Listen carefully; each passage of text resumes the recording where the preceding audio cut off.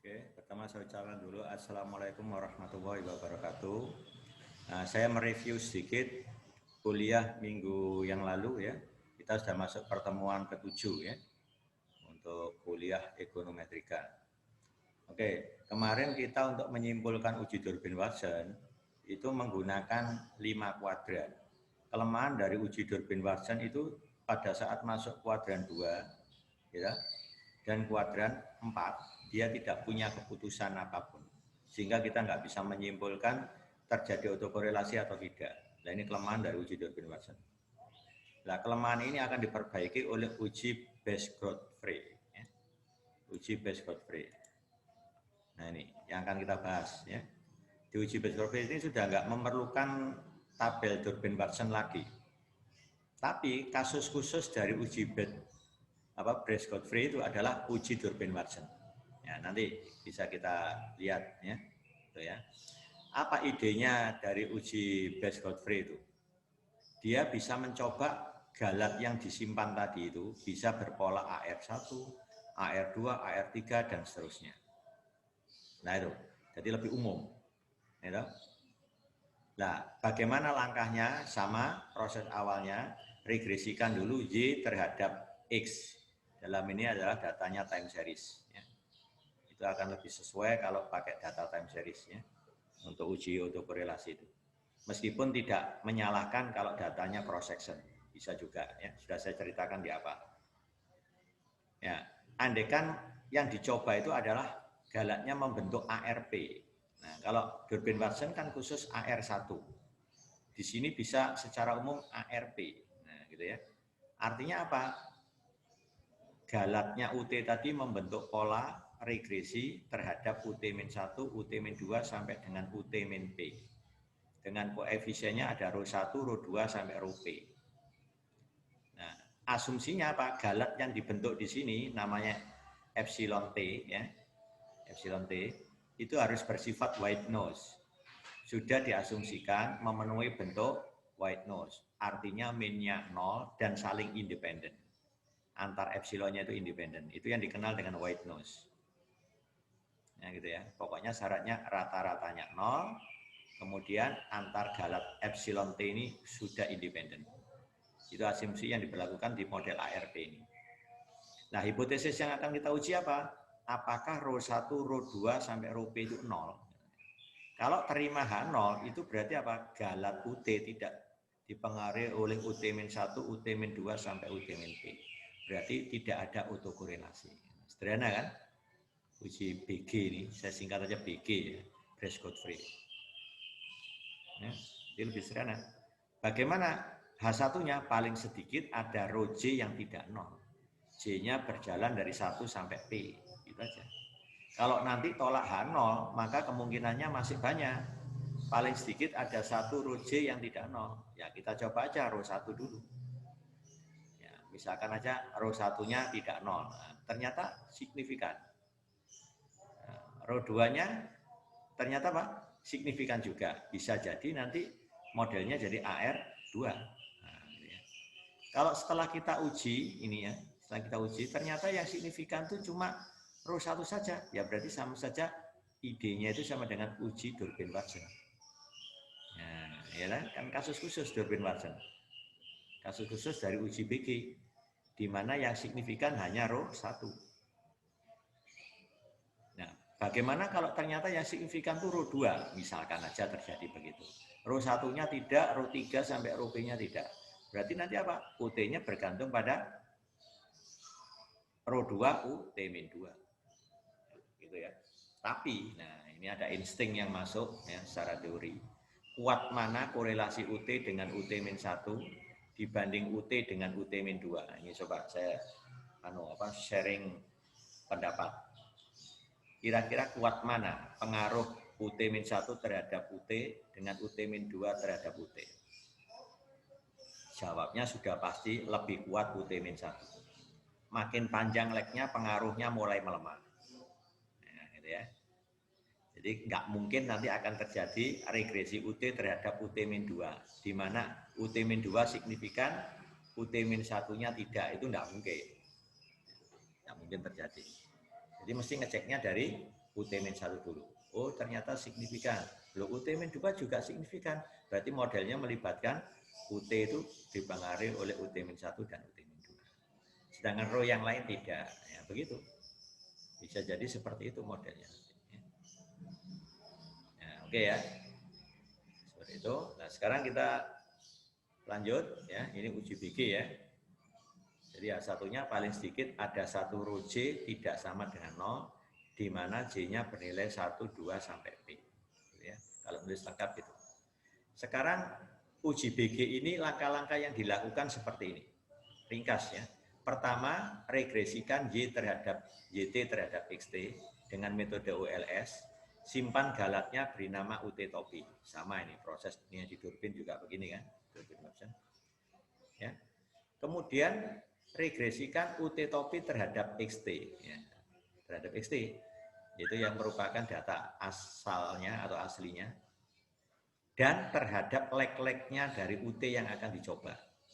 Saya ambil contoh, misalkan di sini P-nya adalah 4. Berarti nanti Anda harus meregresikan UT topi terhadap XT, kemudian terhadap UT topi T-1, UT topi T-2, sampai UT topi T-4. Nah, sampai leg 4. Karena Anda mencobanya di 4. Nah, hasil regresinya ini kan seperti ini misalkan, cuma di sini P-nya 4. Kalau misalkan diambil contoh P4. Ya. Dari sini Anda akan dapatkan R kuadrat, koefisien determinasi. Ingat, setiap Anda meregresikan dengan menggunakan intercept pasti akan muncul R kuadrat. Koefisien determinasi. Nah, R kuadrat ini kalikan dengan N-P. Ya. Menurut Gujarati, distribusi N-P kali R kuadrat ini menghampiri distribusi eksak, yaitu chi-square derajat bebasnya P. Nah, kalau sudah begini, kita bisa ngitung P value, bisa membuat daerah kritis, aman sudah. Nggak perlu menggunakan tabel Durbin-Watson. Nah, inilah keunggulan dari uji BG. Ya, gitu ya.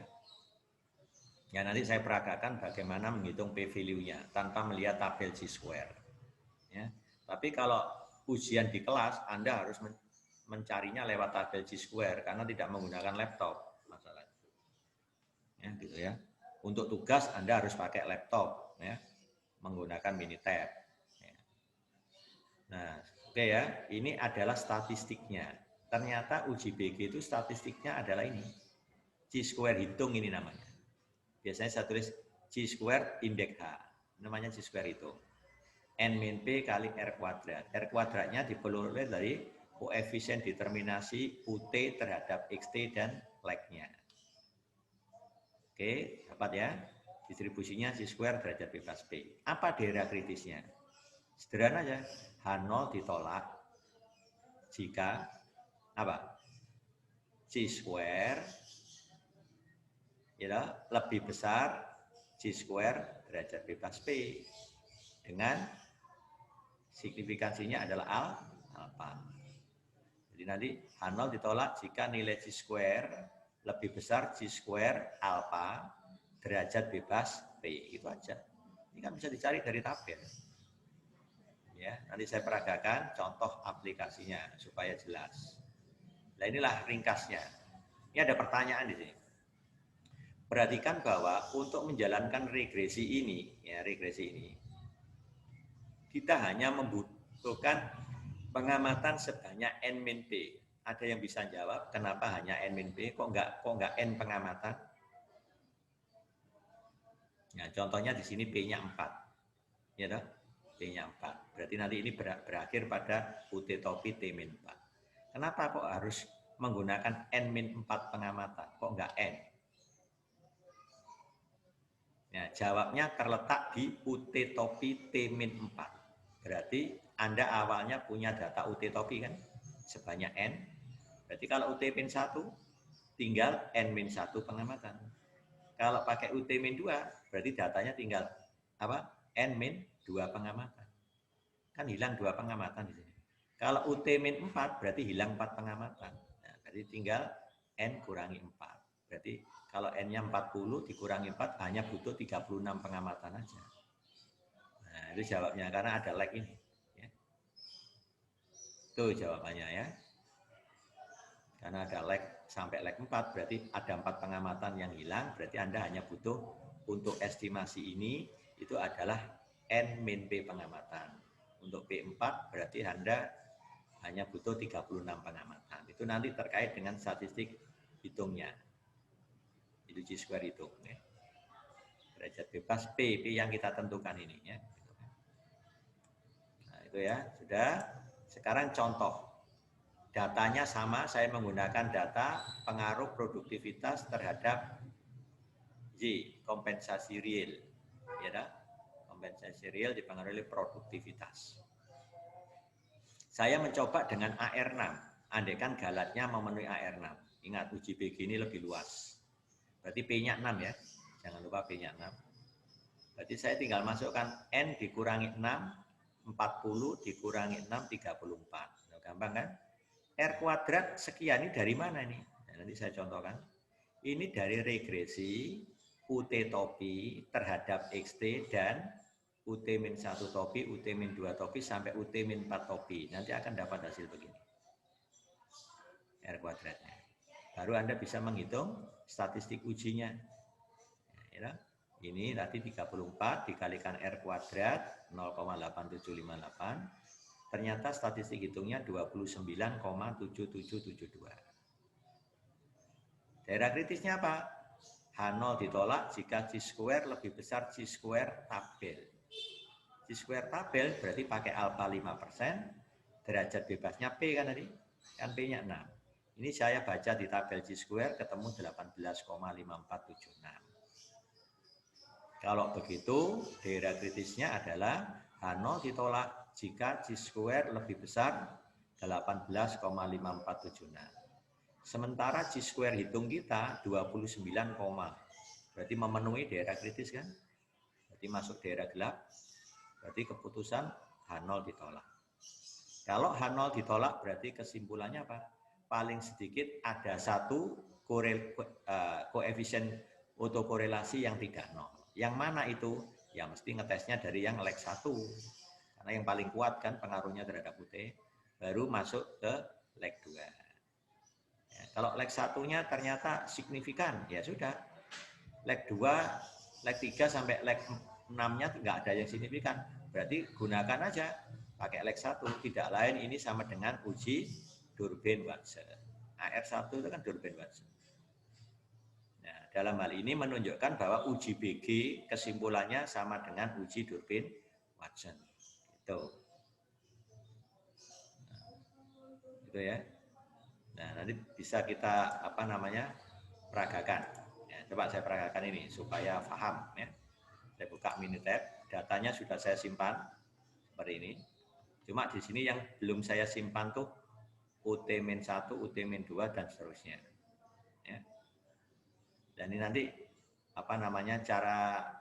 cara mengatasi kalau terjadi autokorelasi kita pakai transformasi beda ini. Oke, saya hapus dulu biar nggak ribet ya. Ini nanti aja kita perlukan. Nah, sekarang saya akan simpan galatnya di UT dulu. Caranya sama. Start regresi, ya kan? Start regresi. Oke. Responnya YT, nah ini saya ganti YT, prediktornya XT. Nah, jangan lupa option dulu, pakai fit, jelas, pakai fit, ya kan? Ini yang lain nggak usah dicentang, kita nggak perlu bobot lagi sudah, ya nggak perlu centang. Oke, resultnya ini sudah benar, pakai tabel ANAVA dan tabel koefisien. Nah, storage-nya ini yang penting, ini harus masukkan residual, fit-nya nggak perlu. Jadi kita nyentang ini berdasar kebutuhan. Kalau Anda centang nanti malah banyak yang dilihat, malah bingung nantinya. Oke, ini residual ya. Kita oke lagi. Nah, residualnya tempat, ya maaf ini bisa tak kasih nama, dia otomatis gak ditempati. Ini saya copy aja. Nah, Ctrl C. Nah, inilah galatnya. Kita taruh sini. Nah, kita sudah punya galat. Bisa hapus, nah, galatnya gitu ya. Kemudian kita ambil leg 1, ya sama, start, time series, pilih leg. Apa itu? UT kan? Simpan di C5. Sudah benar ini kan? Legnya 1. Oke. Nah, hilang satu pengamatan kan? Sekarang kita butuh lagi UT min berapa? UT min 2. Ya. Mungkin nanti butuh lagi UT min berapa? UT min 3. Berarti kan saya mencoba legnya berapa? 6 ya? Nah, 6. Oh, banyak berarti kalau 6. Jadi butuh lagi UT min 4. UT min 5. UT min 6. Nah, gitu ya. Nah, kita pakai perintah yang sama. Kalau mau cepat sebenarnya bisa begini. Leg. Nah, ya kan? 1. Apa datanya? Bisa kalau pakai nama labelnya harus dikasih T.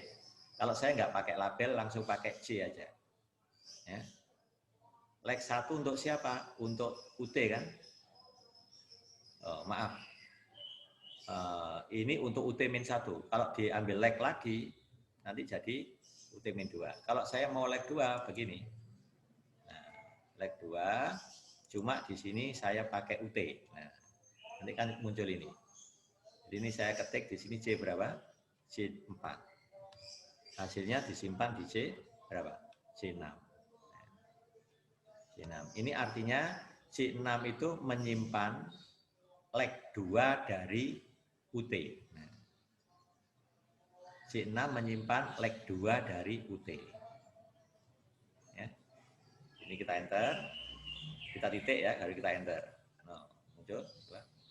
Tidak lain menggeser posisi ini. Bisa juga dari sini. Tapi kalau Anda pakai UT-1, legnya 1. Tapi di sini pakai C5. Sama hasilnya lagi. Nah, sekarang leg berapa? Coba ayo ambil latihan. Leg 3. Berarti apa ini? C4. Simpan di C7. Ya kan? Ini leg 3. Leg berapa lagi? 4. Datanya C4, simpan di C8. Nah, terus leg berapa lagi? 5. Dari C4, simpan di C9. Nah, terakhir leg berapa? 6. Dari data C4, simpan nantinya di C10. Nah, sudah lengkap kan? Nah, tadi langkah uji BG tadi kan meregresikan YT terhadap XT serta semua legnya galat ini. Nah, kita coba aja regresikan. Regres, start, regres. Ya. Yang diresponnya sekarang UT. Nah, ini. Nah, terhadap apa? XT serta apa? Galat-galatnya. Mulai ini sampai 6. Nah, ini kan? Nanti di sini akan muncul R kuadrat. Nah, kita cek lagi. Yang jelas butuh intercept apa enggak? Nah, kita lihat untuk meyakinkan. Butuh intercept apa enggak?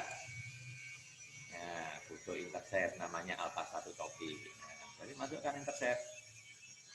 Nah, di option. Nah, bisa benar kan? Ini nggak perlu diisi. Oke. Ini resultnya tetap, nggak usah diotak-atik, tetap pakai tabelan apa dan koefisien. Oke. Storage-nya nggak perlu ditarik karena kita hanya butuh yang signifikan, ya, biar nggak banyak output yang ditampilkan. Oke, nah, ya kan? Ya, R kuadratnya cukup tinggi 87,6 dan kita lihat yang signifikan. Ternyata yang signifikan tuh hanya row 1, nah, yang berhubungan dengan UT-1. UT-2 sampai ini sudah nggak signifikan. Berarti dalam hal ini kita melihat bahwa skema untuk UT itu hanya AR1. Hanya AR1.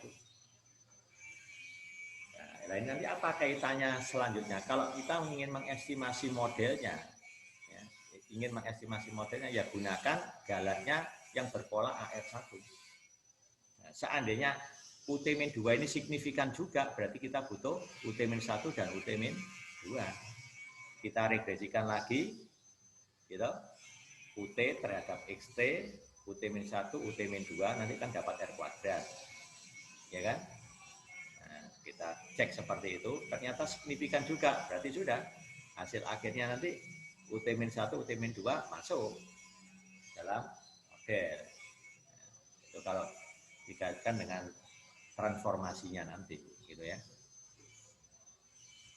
Nah, ini sudah, jadi kesimpulan kita adalah UT-1 ternyata signifikan, UT-2 sampai UT-6 tidak. Berarti sama aja ini dengan uji Durbin-Watson. Kesimpulannya hanya gitu. Yang dikenal dengan uji BG. Bagaimana kalau kita ingin menghitung p-value-nya? Nah ini ya, ini R kuadratnya ini, yang dipakai ini 0,876. Nah, yang dipakai ini 0,876. Ini R kuadrat. Kalau gitu saya bisa menghitung statistik ujinya kan. Let K1 ini namanya statistik G-square hitungnya. Ya, saya simpan di K1. Apa rumusnya tadi? N min berapa? N min P. Ya kan? Ya, ternyata yang signifikan tuh hanya satu. Berarti apa? P-nya 1. Ya kan? P-nya 1 dalam. Nah, kalau kita menggunakan seluruhnya, ya, seluruhnya kan statistiknya tadi kan N dikurangi P kali R kuadrat. Padahal R kuadrat ini hasil dari ini semua kan. Berarti P-nya yang saya pakai adalah yang 6. Ya, jadi menghitung statistik ujinya itu berdasarkan output R kuadrat ini. Nah, R kuadrat ini kan diperoleh dari N min P. P-nya sebanyak berapa? 6. Berarti kita ngitungnya K1 itu adalah N-nya tadi 40, dikurangi 6. Nah, saya tulis gini supaya jelas. Dikali R kuadrat. R kuadratnya tinggal ngambil di sini. 0,876. Ya. 0,876. Oke, nah ini sudah statistik hitung, G-square hitungnya ini. Kalau saya print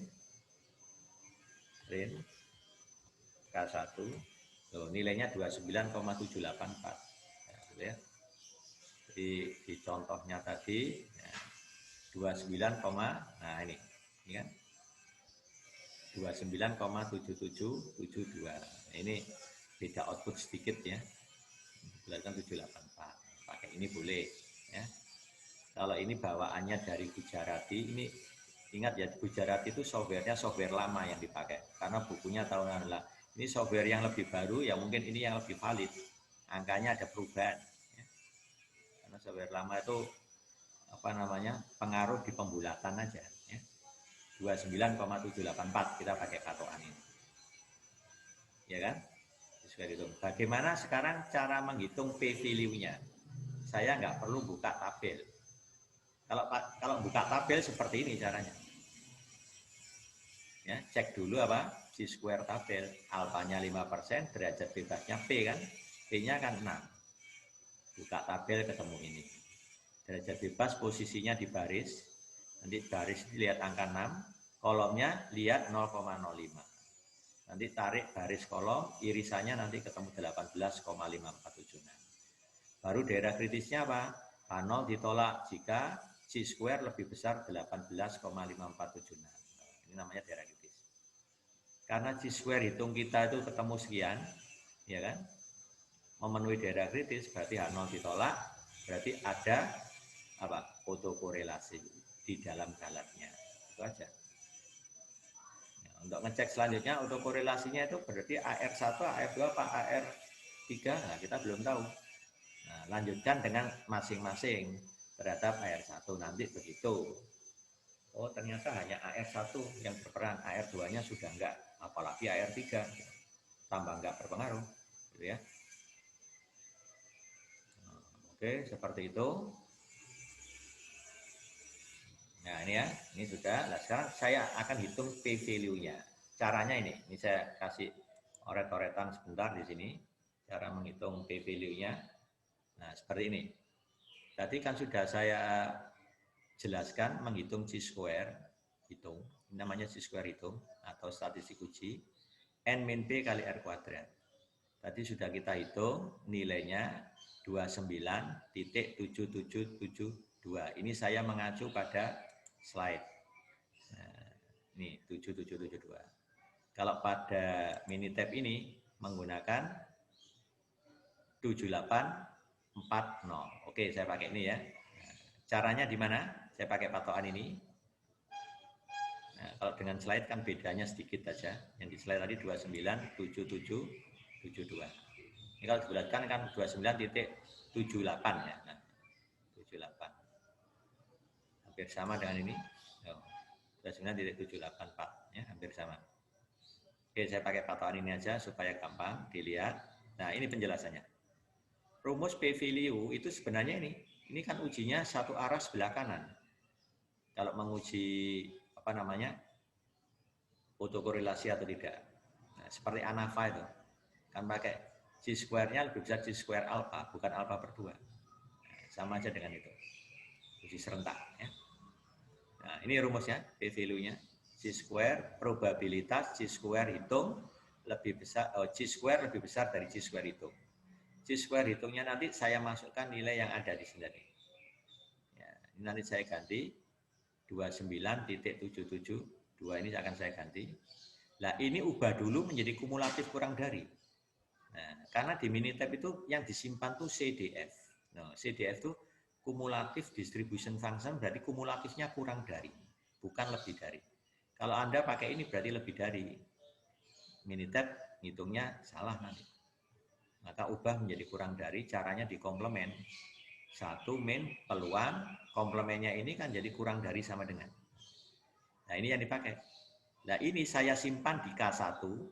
K1, cara memerintah Minitab-nya ini CDF, masukkan nilai statistik ujinya atau G-square hitungnya.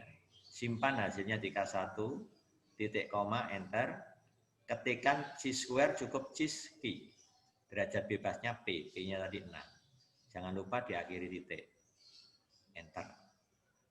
Setelah itu baru let K2. K2 itu sebenarnya menyimpan P-value-nya. 1 dikurangi K1. Itu namanya K2. Yang di print ini saya print dua-duanya supaya lebih kelihatan. K1 itu sebenarnya nilai dari apa? Ini. Ya, K2 itu nilai dari 1 min K1. Ini yang dikenal dengan P-value. Jadi P-value-nya itu yang K2 ini. Ya, sangat signifikan kan? P-value-nya 0,000,043. Nah, karena jauh lebih kecil alpha 5%, berarti tolak 0. Jadi terjadi apa? Autokorelasi. Cuma autokorelasinya itu apa? Leg 1 berarti AR1. Kalau ada leg 1, leg 2 jadinya AR2. Begitu. Nah, sekarang dari hasil output ini tadi yang signifikan cuma UT-1. Berarti nanti berpola AR1. Sudah gitu aja. Itu penjelasannya ya. Nah, coba direnungkan cara ngitung P-value-nya juga. Nah, sekarang saya akan ngitung P-value-nya tapi pakai dasar yang ini.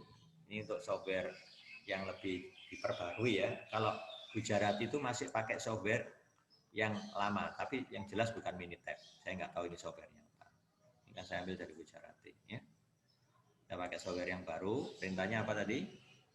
Ini statistik G-square hitungnya. Jadi harus menghitung CDF, ya kan? CDF K1. Saya nggak perlu nulis angkanya karena K1 sudah ada sini. Saya simpan hasilnya di K2. Ini artinya CDF 29.784 sudah. Nah, baru saya ketik G-ski. Derajat bebasnya P, P-nya 6. Titik ya. Nah, berarti K2 di sini sudah menyimpan peluang G-square kurang dari. G-square hitung. Berarti lihat K3 sekarang. Apa K3-nya? 1 dikurangi K2. Nah, ini aja. Ini namanya P-value sudah. Yang di print K3 aja ya.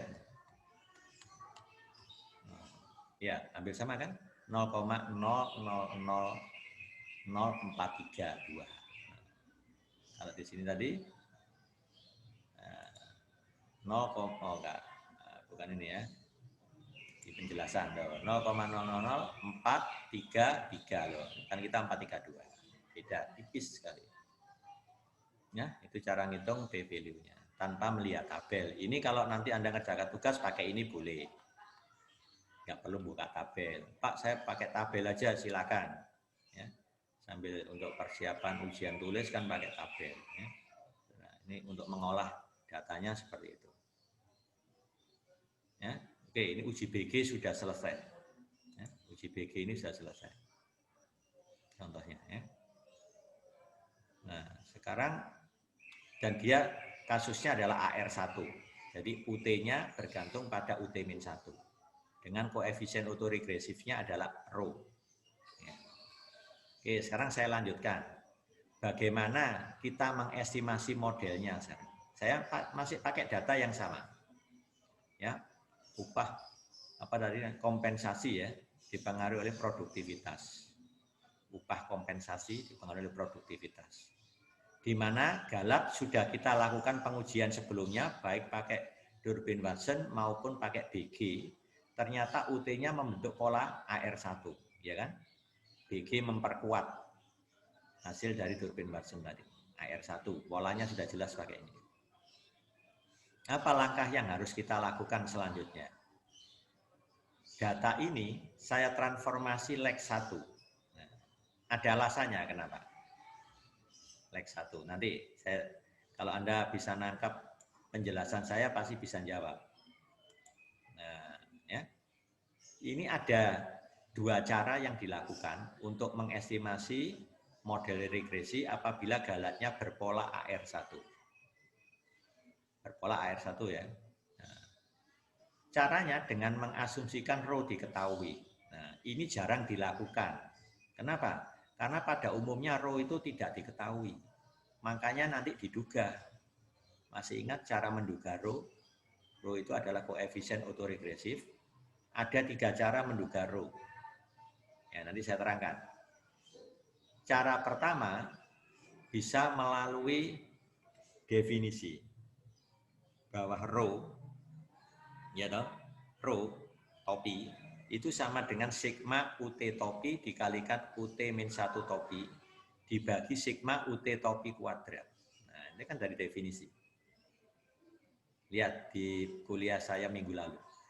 Cara kedua, rho topi bisa didekati melalui 2 kali 1 min D per 2. Ya, masih ingat ya? 2 dikalikan 1 min D per 2. Nah, coba lihat di atas. Mungkin saya tulis di penjelasan.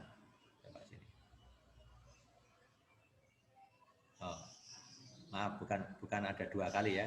Rho topi bisa didekati pakai 1 min setengah D. Nah, ini kan? Ini ada di kuliah minggu lalu. Yang pertama tadi ini sudah saya terangkan.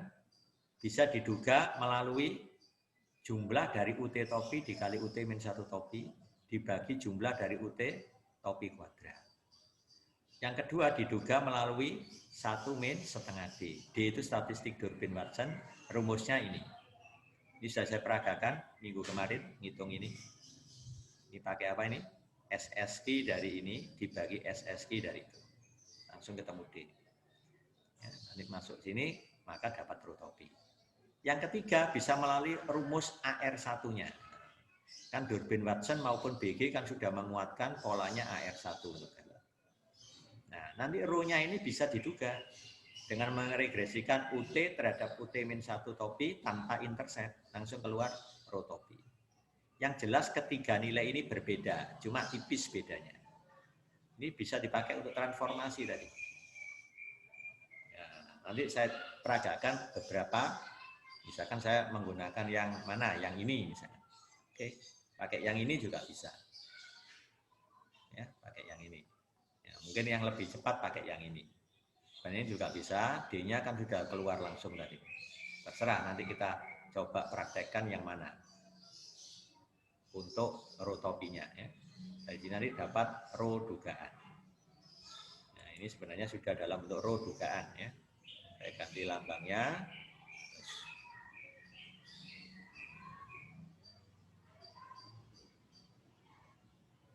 Nah, gitu, insert. Nggak mau.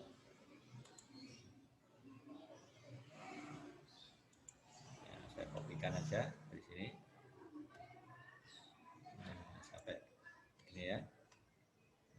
Kalau saya pakai rho dugaan, berarti ininya nggak boleh ditulis.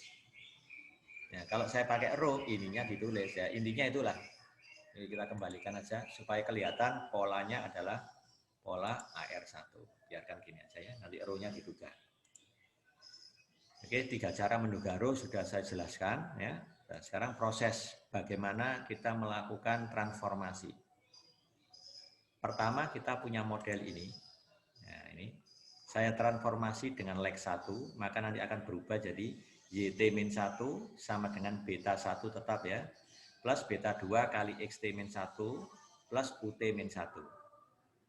Setelah itu kita dapatkan hasil ini. Ya. Nah setelah itu ini saya kalikan rho. Ini ada alasan kenapa ini harus saya kalikan rho. Nanti ada, kalau Anda bisa jawab bagus itu ya. Kenapa harus dikalikan rho? Ada tujuannya ya. Kalau ini saya kalikan rho, maka jadi ini kan. Ini saya kalikan rho jadi ini. Ini saya kalikan rho jadi ini. Ini saya kalikan rho jadi itu. Baru saya kurangkan persamaan ini terhadap persamaan itu. Nah, itu ini. Ya, itu prosesnya. Nanti akan dapat hasil seperti ini. Nah, sekarang kita akan dapatkan galat baru namanya epsilon T. Epsilon T. Kan tinggal ngurangi aja. YT dikurangi rho YT-1 loh. Tadi beta 1 dikurangi beta 1 kali rho kan jadi gini. Beta 2 XT dikurangi beta 2 kali rho kali XT-1 jadi begini. Nah, ya kan? Plus UT dikurangi rho kali UT-1 jadinya epsilon T. Jadi epsilon T itu menggantikan UT dikurangi rho. Sebenarnya alasan dikalikan rho baru dikurangkan itu kita mau bawa ke sini. Nah, mau dibawa ke sini. Coba lihat. Ini asumsinya ini kan mau dibawa ke sini sebenarnya. Kan galatnya membentuk pola AR1. Nah, itu alasannya. Mau dibawa ke sini. Makanya langkah yang dilakukan diambil Lex 1 dikalikan rho baru dikurangkan. Sehingga berpola AR1. Lihat ini. Galatnya sudah membentuk AR1 kan. Nah, selanjutnya ini saya beri nama YT star. Yang ini beta 1 star, yang ini tetap saya beri nama beta 2 star supaya konsisten pakai star semua. Tapi di sini beta 2 star tidak lain sama dengan beta 2. Ini ganti nama jadi XT star plus epsilon T. Ini kalau Anda lihat regresi linear sederhana kan ini. Kalau Anda regresikan dengan sig rho diketahui, langsung ketemu YT star sama XT star. Dapat estimasi beta 1 topi star dan beta 2 topi star. Proses selesai. Kalau beta 1 topi starnya ketemu, maka Anda bisa dapatkan beta 1 topi. Nah, itulah cara duganya. Ini ada nilainya, rho-nya diketahui, kan ketemu beta 1 topi. Bagaimana dengan beta 2 topinya? Beta 2 topi kan sama dengan beta 2 topi star. Nah, tinggal comot aja. Selesai. Itu cara memperoleh beta 1 topi dan beta 2 topi melalui ini. Itulah prosesnya. Sekarang saya jelaskan rincinya ini di slide ya. Mungkin saya tulis di sini. Ini prosesnya. Awalnya saya punya model ini. Asumsi yang berlaku seperti ini. Ini asumsi yang berlaku. Membentuk pola AR1 kan. Dari 1 ini saya ambil Lex 1 diperoleh ini. Jadi ini saya ambil X1, ini saya ambil X1, ini saya ambil X1. Persamaan 3 ini, kedua ruas saya kalikan dengan rho. Tadi saya tak kasih jawaban kenapa dikali rho. Nah, alasannya mau dibawa ke AR1. Nah, ini saya kalikan rho jadi ini. Ini saya kalikan rho, ini saya kalikan rho, ini saya kalikan rho. Ya, kurangkan ini ke 1. Nah, jadi kurangkan persamaan 4 dari persamaan 1. Nanti dapat YT dikurangi rho YT-1, ya kan? Beta 1 dikurangi rho beta 1, jadi ini. Plus beta 2 XT dikurangi beta 2 rho XT-1, jadi ini. Plus epsilon T itu sebenarnya menggantikan UT dikurangi rho UT-1, ya kan? Nah, untuk seterusnya ini saya namai YT star, ini beta 1 star, ini beta 2 star, yang ini XT star. Plus epsilon T, ya kan? Nah, prosesnya seperti itu. Sederhana kan? Nah, persoalannya itu tadi kalau rho-nya diketahui. Ya, tinggal masukkan aja, oh rho-nya dimasukkan aja 0,6, ya, karena diketahui kan. Tapi tahu dari mana bahwa rho-nya 0,6? Kan umumnya dalam praktek kita nggak pernah tahu nilai rho. Nah, yang paling bagus dekati aja rho dengan mengestimasi. Pakai cara 1, 2, atau 3, terserah Anda pilih mana. Sekarang akan saya peragakan menduga model tadi dengan mengambil cara ketiga aja. Saya regresikan UT topi terhadap UT-1 topi dengan rho-nya ini diduga ya. Nanti dapat rho dugaan, tapi di sini tanpa intercept. Jangan lupa ya, tanpa intercept. Oke, saya peragakan. Nah, di sini prosesnya. Ya. Ya, ini supaya nggak makan tempat, ini saya hapus ya. Saya kan hanya butuh UT sama UT-1. Ini sudah nggak dipakai lagi. Ya, nggak dipakai. Ya, sudah punya UT, UT-1, ya kan? Nah, sekarang saya regresikan. Start, regresi, UT dengan UT-1. Ini saya hapus dulu. Nah, ya kan? Jangan lupa optionnya tanpa intercept. Nah, ini tanpa intercept. Ya. Sudah. Nah, kalau kita ingin ke result, sudah benar. Storage, residual. Nah, residual ini nggak perlu. Sebenarnya ini sudah diasumsikan memenuhi asumsi klasik. Karena di model AR1 itu kan gini, UT topi sama dengan rho. Nah, coba ini ya. UT topi, nah, sama dengan rho kali UT-1 topi plus galat. Galat ini diasumsikan sudah memenuhi asumsi klasik. Nah, ini juga satu kelemahan juga meskipun sudah dilakukan transformasi. Bisa jadi ini masih mengandung autokorelasi. Nah, kita nggak berhasil. Tapi andaikan ini sudah dipenuhi. Ingat ya, di konsep statistik itu nggak semua asumsi harus dipenuhi. Itu terlalu ideal kalau gitu ya.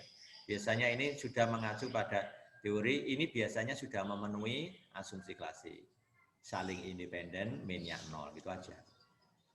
Jadi istilahnya white noise ya. White noise. Jadi dianggap epsilon T-nya ini sudah white noise. Mean 0, independen. Gitu aja. Ya.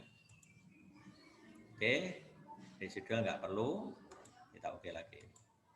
Nah, kita hanya butuh rho dugaan kan tadi, ini jawabnya. Nah, 0,89894. Nah, ini bisa Anda catat, ya.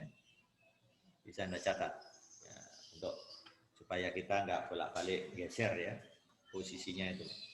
Jadi rho dugaannya dengan pendekatan AR1 yang saya pakai adalah 0,898, ya kan? 89894. Nah, 5 desimal. 89894. Oke, itu cara pertama. Cara kedua bisa pakai Durbin Watson. Ya, Durbin Watson-nya bisa kita keluarkan atau kita hitung. Terserah mau pakai yang mana. Misalkan saya hitung ya. Durbin Watson-nya saya tempatkan di K1 aja. Lihat K1. Apa perintahnya? Apa? Durbin Watson SSQ dari UT, ya kan? UT-nya tadi saya simpan di C4. Ya, gitu. Atau pakai nama gini boleh. UT dikurangi UT-1, ya toh? U like-nya ya. T-1.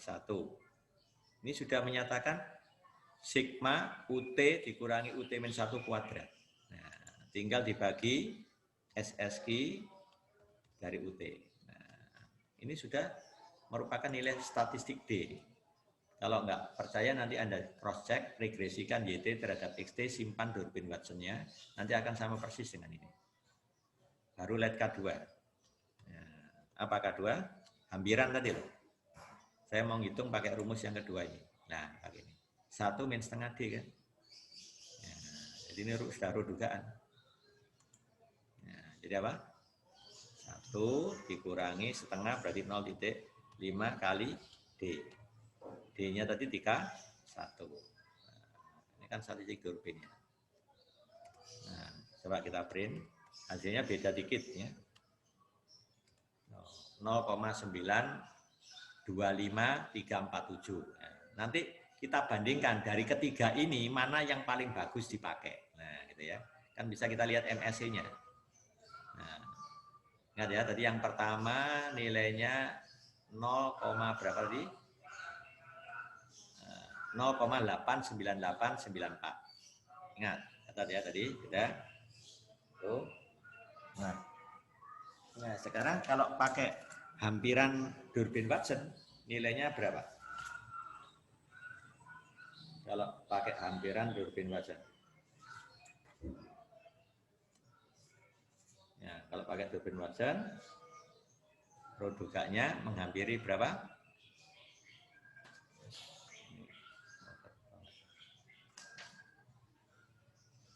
0,925, oke ya, 0,925 berapa? 347. Nah, yang terakhir menggunakan definisi. Nah, kalau pakai definisi yang ini sama, ini pakai SAM UT kali UT-1 per SSQ UT. Sama, perintahnya tidak terlalu panjang. Ya. Let, ini K yang belum terisi K3. Tadi apa? SAM UT dikali UT-1. Ya kan? Di situ dibagi SSQ dari apa? UT. Print K3. Nah, 0,850694. Oke. Tulis. Cara ketiga 0,850694.